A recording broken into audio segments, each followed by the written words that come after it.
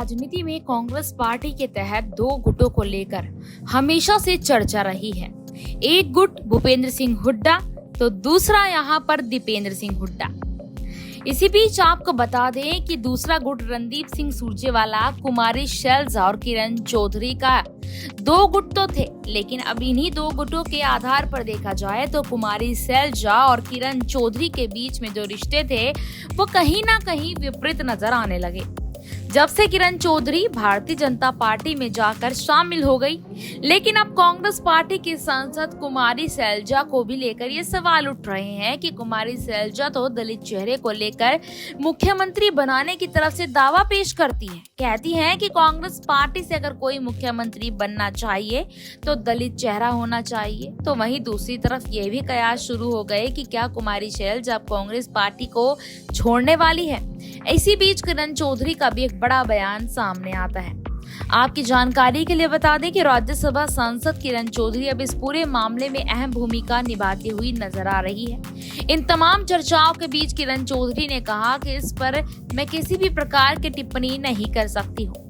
यह कुछ ऐसे विषय हैं जिनके बारे में मैं आपके सामने जिक्र नहीं कर सकती। यह विषय पब्लिक डोमेन में नहीं ला जा सकते। शैलजा को भाजपा में लाने के सवाल पर किरण चौधरी ने कहा कि चर्चाएं चलती रहती हैं। मेरे शैलजा के साथ बहुत अच्छे संबंध हैं।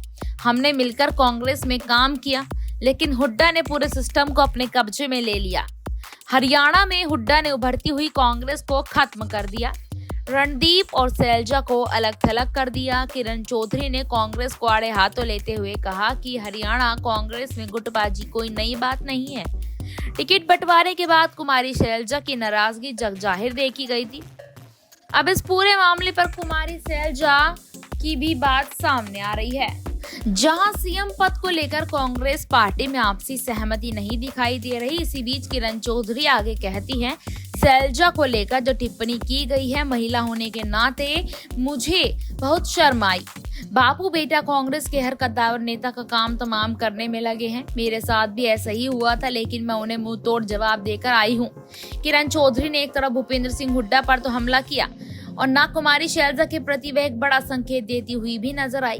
वह भारतीय जनता पार्टी में नहीं आ सकती। उन्होंने यह तक कह दिया कि वह इस बारे में कुछ नहीं कह पाएगी, क्योंकि इस पूरे मामले पर कहना उचित नहीं होगा। कहीं ना कहीं किरण चौधरी के यह बयान कांग्रेस पार्टी के फेवर में भी नजर आए, क्योंकि कुमारी शैलजा के समर्थन में बोलती यहाँ पर हुई दिखाई दी। अब सवाल कहीं खड़े होते हैं कि क्या इस आधार पर भारतीय जनता पार्टी चुनाव जीत पाएगी? क्या इस आधार पर कांग्रेस पार्टी मुख्यमंत्री चेहरा अपनी सहमति से तय कर पाएगी या नहीं? कमेंट सेक्शन में अपनी राय जरूर दें। धन्यवाद।